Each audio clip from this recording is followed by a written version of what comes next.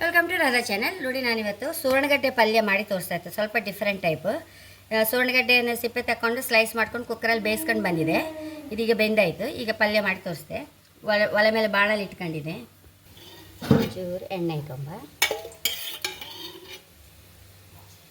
ಸಾಸಿವೆ ಹಾಕಂತ ಇದ್ದೆ, ಒಂದು 1/4 ಟೀ ಸ್ಪೂನ್ ಫಸ್ಟ್.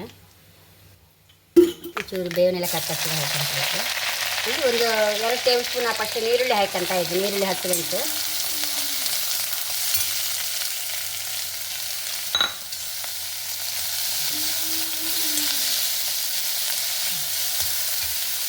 ಅದು ರೋಸ್ಟ್ ಆಗೋದ್ರೊಳಗೆ ಈ ಸುವರ್ಣಗಡ್ಡೆಯನ್ನು ಸರಿ ಮ್ಯಾಶ್ ಮಾಡ್ಕೊಂಬ. ಒಂಚೂರು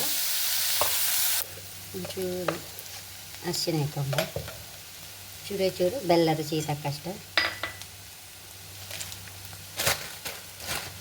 ತಕ್ಕಷ್ಟು, ಉಪ್ಪು, ಚೂರು ಹುಣಸೆ ಹುಳಿ ನೀರು ಹಾಕಂತ ಐತೆ.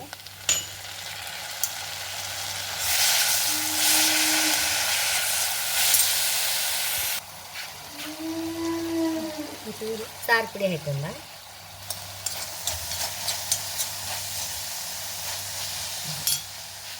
ಹಾಕೊಂಡದನ್ನು ಹಾಕೊಂಡ್ಬಿಡುವ.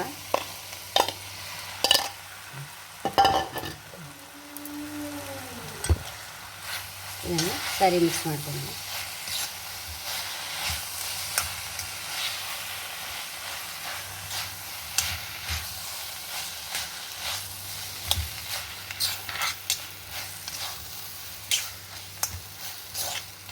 ಮಿಕ್ಸ್ ಆಯ್ತಲ್ಲ, ಇನ್ನು ಬೌಲ್ಗೆ ಹಾಕೊಂಬ.